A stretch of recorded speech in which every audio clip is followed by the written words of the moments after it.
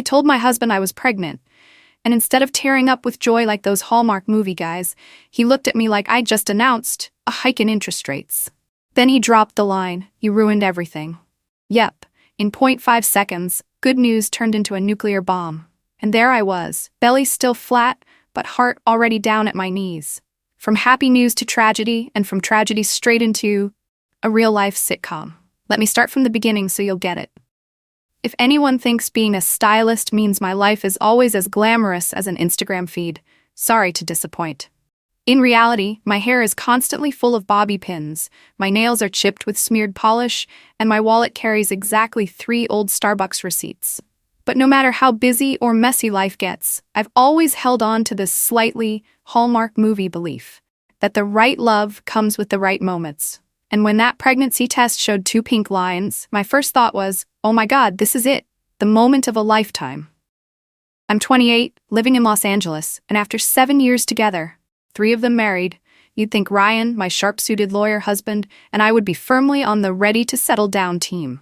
He's always giving me mini TED Talks about fairness, the law, and how justice never sleeps. So when I found out I was unexpectedly pregnant, my brain immediately staged a full-on rom-com scene. Me sharing the good news, Ryan hugging me, soft music swelling, then a fade-out to us shopping for a baby stroller. I planned it all with the precision of a runway show. Scented candles, wine for him, juice for me, and even a little dessert cake with bold red icing spelling out, "Daddy-to-be?" I slipped into the red dress Ryan once said made me look like the leading lady in Pretty Woman. Little did I know, that same dress would end up witnessing one of the worst moments of my life. Ryan came home late, almost 9 p.m. The second he walked through the door, I knew something was off. He was grumpy, mumbling about traffic, then tossed his briefcase onto the chair. I tried to keep the mood light, asked him to sit, handed him a glass of wine, plastered on the biggest smile I could, like I was auditioning for a toothpaste commercial. He took a sip, glanced at the fancy dinner I'd spent hours preparing, and nodded like I'd just ordered takeout. Then came my big moment. I gathered every ounce of courage, grabbed his hand, and said, "Ryan, I have news that will change our lives." My heart was pounding like I was stepping onto a red carpet, but instead of romantic music swelling, there was silence. He stared at me, first blank, then slowly shifting to panic, and finally, pure anger. "You ruined everything," he shouted, his voice echoing through the fancy kitchen I had turned into a movie set that afternoon. I froze. Me? Ruin everything? All I could think was, wait, I just told you I'm having a baby, not that I started World War III. His anger came pouring out. Ryan kept muttering about bad timing, career, not ready. It all sounded like static on a broken radio, while I was standing there drowning in the middle of a dinner table still steaming hot. And if you've ever seen one of those YouTube gender reveal fails, you know exactly how I felt. Spent all day prepping, only for the smoke to come out the wrong color, and someone ends up slightly injured. Can someone explain to me? Did I miss a whole chapter in the How to Be a Wife handbook? Good news is supposed to mean high fives, champagne, well, apple juice for me. But nope, my husband reacted like a CEO who just lost a $1 billion deal. What about you? If it were you, how would you handle it? Drop a comment below so I know I'm not the only one lost in this multiverse. And just as I was about to open my mouth to clap back, things got worse. Ryan's phone rang, the screen lighting up.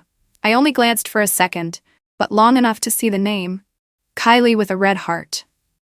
A name I'd never heard in my entire life. I stared at the name Kylie glowing on the screen, and my brain exploded like I'd just been hit with a Marvel spoiler the day before premiere night. I looked up, forcing a smile, but it came out sounding like a busted speaker. "So, who's Kylie?" Ryan snatched the phone back, stammering. "Oh, just a coworker." A coworker with a shiny red heart after her name, please. I'm a stylist, not a hacker, but I'm not that stupid. I pressed him. He tried to dodge with a few half-baked excuses, then finally sighed, like I was interrupting some major board meeting, and said, "Fine, you really want the truth? Kylie and we've been involved." I'll never forget that moment. My whole body went cold, but in my head, I could hear my best friend Maya's signature line whenever she hears a cheating story. "Girl, run." Easy for her to say, but how exactly am I supposed to run when I'm carrying a tiny human inside me? I asked, "What about kids? You always said you wanted them someday." Ryan waved his hand like he was shooing away a mosquito. "I never really wanted that. I only said it to keep you calm." That hit harder than the cheating. For years, I'd been building this vision of a family, while to him, it was all just a performance. And then came the next shock. Ryan opened the closet, pulled out a suitcase, and started shoving clothes in. I stood there frozen, like an audience member in a horror movie, wanting to scream, "Don't open that door." But the actor opens it anyway. He tossed shirt after shirt into the suitcase like he was throwing away our whole marriage. All I could think was, is he really about to leave his pregnant wife to run off with his young assistant tonight? You know those moments when you don't even know whether to laugh or cry?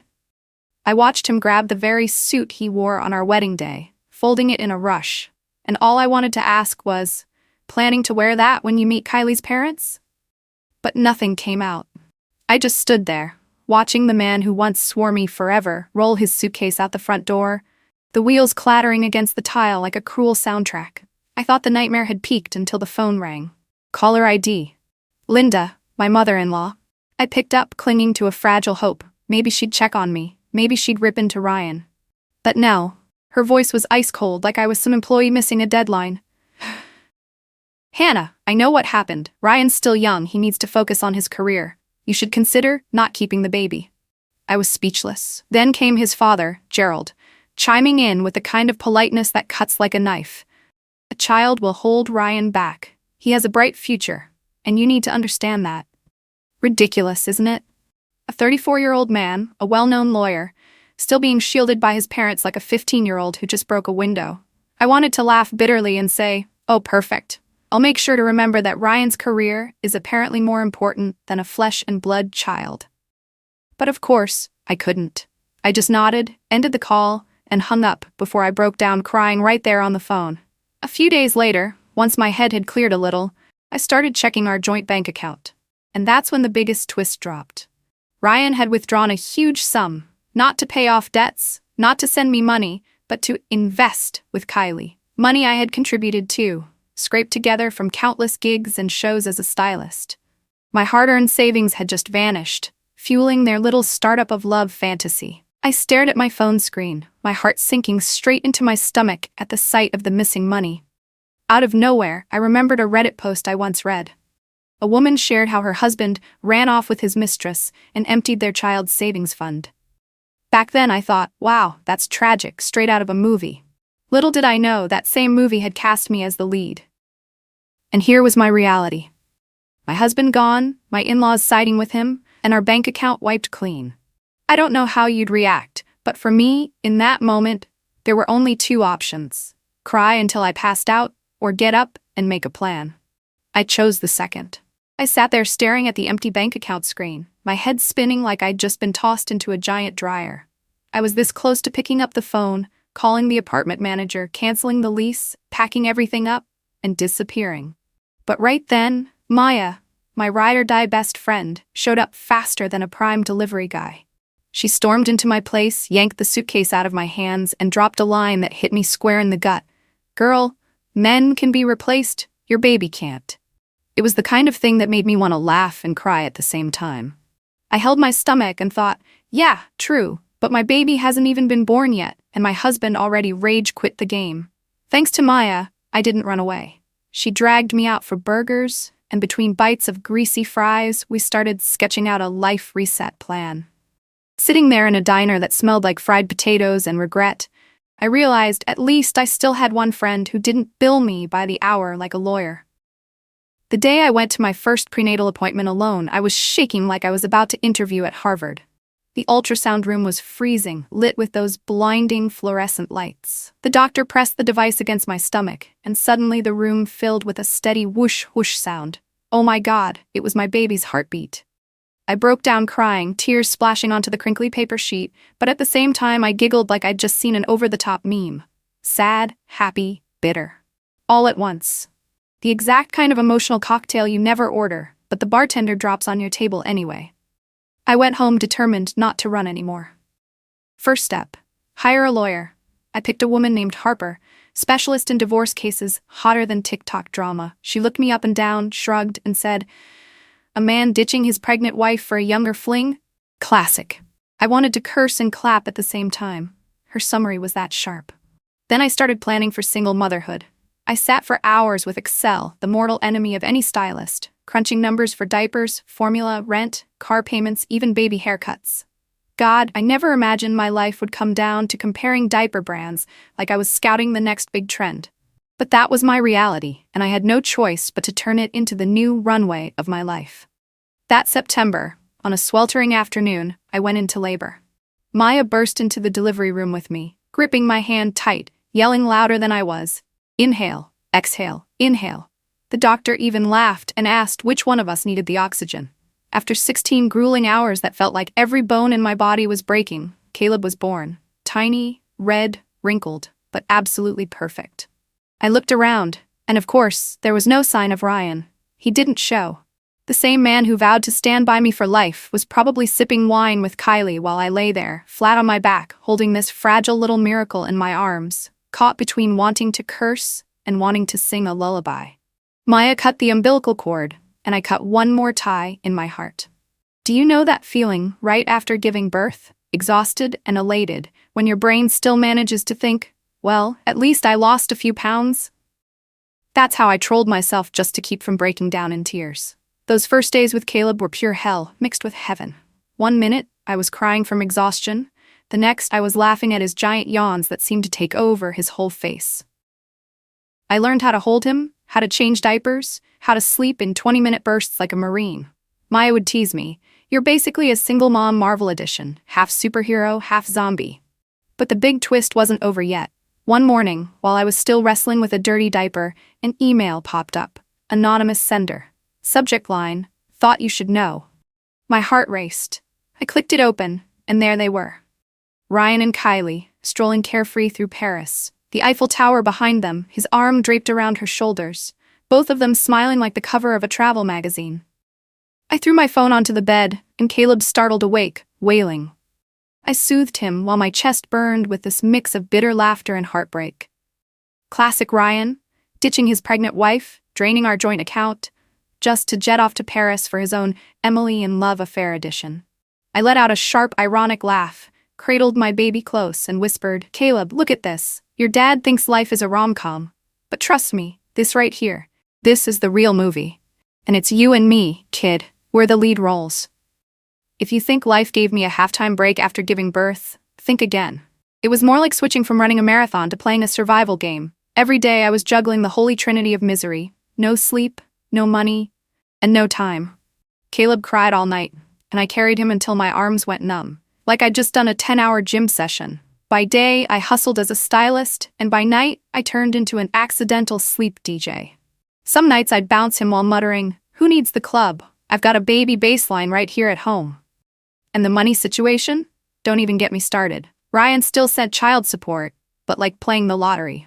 One month he'd pay on time, the next it was excuses, unexpected expenses, job transition, car repairs.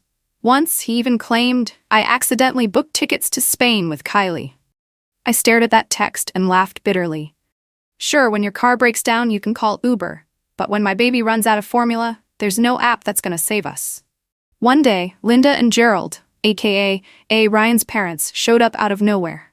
They came armed with gift bags so big it looked like they were competing on a game show. Designer baby clothes, imported wooden toys, the whole package. I opened the door and forced a polite smile. Caleb was still too little to know who was who. Linda immediately scooped him up, angling her phone camera toward herself while grinning like she was filming for a family commercial. "Oh, here's Grandma's precious boy." Meanwhile, Gerald stood in the back snapping photos non-stop, every angle like he was prepping a feature for the local newspaper. Picture-perfect family. I just stood there watching, feeling like I'd been reduced to a cameo in my own home. After 15 minutes of their free photo shoot, I finally cut in. If you really want to be grandparents, then you need to acknowledge that Ryan is neglecting his child. But if you keep covering for him, then I'm sorry. I can't let Caleb be part of this performance. With that, I politely but firmly walked them to the door. Linda glanced back, her expression a mix of shock and irritation, like I'd just ruined her big stage debut. But me? I felt lighter, because at least the boundary was finally clearly drawn. I thought that would be enough drama for 1 month, but fate clearly had other plans. One morning, while eating cereal and scrolling through the news, I stumbled onto a tabloid headline in giant letters. Ryan Miller and Kylie Cooper, Los Angeles new power couple in law. And there it was, the two of them in sleek business attire, hand in hand, smiling like they were auditioning for the poster of Suits. I burst out laughing and almost choked on my cereal. Power couple? The man who can't even pay child support on time is suddenly the king of law standing next to his side chick? As if I never existed. As if Caleb was just some footnote. I kept reading the interview and wanted to hurl my phone out the window. Ryan Miller shares that he and Kylie built their careers from the ground up. From zero? Please. I know exactly which bank account numbers disappeared so they could build that dream. Maybe you're thinking, why not just ignore it? Let it go. Trust me, I wish I could. But picture this. You're knee-deep in dirty diapers, hair a mess, clothes covered in spit-up, while the press is hyping up your ex like he's a Hollywood star. It's equal parts hilarious and heartbreaking. Basically, a real-life sitcom I never signed up for. But I swallowed it all down and turned to Caleb, sleeping peacefully, his rosy cheeks rising and falling with each breath. I whispered, "Sweetheart, real power isn't about being on a magazine cover. Real power is me being here. Every single day, for you." 5 years passed, and if someone had told me back then that one day I'd feel not only happy, but, dare I say, proud for simply surviving, I would have laughed in their face. But looking at Caleb now, I know every sleepless night, every tear, every bill I hustled to pay was worth it. He's 5 now, sharp as a whip, and so obsessed with science that our living room has basically turned into a mini lab. One time I walked in and caught him sticking a straw into a water bottle, proudly declaring, "I'm inventing a reusable rocket, just like Elon Musk." I sighed and said, "Honey, I'd be thrilled if you just learned to reuse your yogurt cups first." And me? From a single mom changing diapers with one hand and cutting clients' hair with the other, I've become the manager of a big salon in San Diego. Yes, me, Hannah, the stylist who once swore she'd never touch Excel, now managing a whole team, planning marketing campaigns and calculating revenue. Honestly, raising my kid is harder than running the salon, because at least employees don't scream for snacks at 3 in the morning. After years of grinding, I even bought a little house with a backyard. San Diego's sunshine, ocean breeze drifting in, and every time Caleb runs around the yard in his tiny plastic safety goggles, I feel like I'm watching an indie film. Not perfect, but achingly beautiful. And then Alex came along. He's 37, a pediatrician, a widower, and dad to a 6-year-old daughter named Zoe. I met him in the most ordinary way possible, a kid's playdate. Caleb and Zoe were in the same preschool class, both obsessed with Legos and equally opposed to eating vegetables. I still remember that afternoon. Zoe was crying because she didn't want to leave the playground, and Caleb stood there lecturing her. "Zoe, crying won't solve the problem. If you want to stay, you have to negotiate." Alex was standing beside me, laughing. "Wow, my daughter's only 6 and already getting negotiation lessons." I gave a shy smile and replied, "Pretty sure he picked that up from a YouTube documentary. I don't have the patience to teach him that myself." Go back. From those playdates, we started talking more. At first, it was just parent logistics, class schedules, vaccination reminders. Then it became casual check-ins. "How's Caleb today? Has Zoe stopped coughing yet?" One evening, after both kids passed out on my sofa from an epic Lego marathon, Alex and I sat on the porch sharing pieces of our lives. He told me about his late wife and the fear he felt when suddenly becoming a single dad. I told him about Ryan, about being abandoned the moment I shared my pregnancy news. What we had wasn't pity, it was understanding. From then on, Alex began treating Caleb like he was his own. He'd bring him children's science books, listen patiently as Caleb rambled about planets, and even bought a little telescope so the kids could watch the moon together. One night, Caleb ran up, hugged me tight, and exclaimed, "Mom, Dr. Alex gave me an entire universe."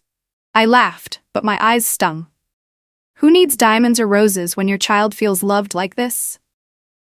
But life being life, just when things start looking up, a twist barges in like an uninvited guest. One evening, Maya sent me a link with the message, "Girl, read this right now." I opened it and nearly spit water all over my screen. The headline screamed, "Attorney Ryan Miller suspended from practice, girlfriend Kylie Cooper files lawsuit for embezzlement." I read the article carefully, shivering and smirking at the same time. Turns out Ryan and Kylie had set up some joint investment fund, funneling company money until they finally got caught. Kylie, the once innocent little assistant, was now the plaintiff suing Ryan, claiming she'd been deceived. I swear, I could almost hear a comedy soundtrack playing in my head. Ta-da! I texted Maya back with a fireworks emoji, then laughed so hard Caleb ran over and asked, "Mom, what's so funny?" I hugged him and said, "Oh, just a clown finally getting unmasked." He nodded, thinking I was giving him a science lesson. "Oh, like the moon being lit up by the sun, right, Mom?" I smiled. "Yeah, something like that, sweetheart." And that's where I am, 5 years later. My life looks completely different. I have a science-obsessed little boy, a career I'm proud of, a cozy home, and a kind man who loves both me and my son. And Ryan? He's busy starring in his own legal drama, not in the tabloids this time, but in court records. Caleb's kindergarten graduation took place on a morning so sunny, it felt like I'd wandered into a milk commercial. You know the scene. Kids in tiny gowns, their little square caps slipping sideways, half singing, half forgetting the lyrics, while parents fought for the best angles like paparazzi chasing celebrities. I sat in the middle row, heart racing, about to watch my son receive his diploma in Master of Finger Painting. And then Ryan showed up. He walked in like it was his personal Broadway debut, wearing a wrinkled old suit, flashing that signature smile that once made me weak, but now just made me want to call security. Worse? He leaned over to the parent beside him and introduced himself. "I'm Caleb's father." Oh, my God. The other parent nodded politely while I clenched Maya's hand so tight just to keep from standing up and screaming, "Excuse me, sir, where exactly have you been for the past 3 years?" I chose to stay calm, not because Ryan deserved it, but because Caleb was up on stage singing "You Are My Sunshine." I wasn't about to let him steal my son's spotlight, not ever again. After the ceremony, Ryan cornered me in the parking lot. He looked completely different. Thinner, hollow-eyed, hair a mess, and his tone? Straight out of a bad soap opera. "Hannah, I need to talk. I've lost everything. My job, Kylie, all of it. But I want to make it right. I still love you. Let's start over, for our son." I almost laughed right there. Honestly, it took everything in me not to clap and say, "Bravo, biggest cringe comeback of the year." But instead of yelling or mocking, I met his eyes and said slowly, "Ryan, our son already has a real family. Family is made of the people who choose to stay, not the ones who walk away. And trust me, Caleb doesn't need someone who only remembers he's a dad when every other role has dried up." He went silent. I could see the confusion in Ryan's eyes, like he'd been expecting me to cue up emotional background music and run into his arms in slow motion. But now, that movie, I wasn't starring in it. That night, after Caleb had drifted off to sleep clutching his teddy bear, I sat on the edge of the bed, gently brushing his soft hair. And I whispered, not just to him, but to anyone listening to this story. Family isn't about blood or legal ties. Family is love. It's choice. It's the people who decide to stay, no matter how hard things get.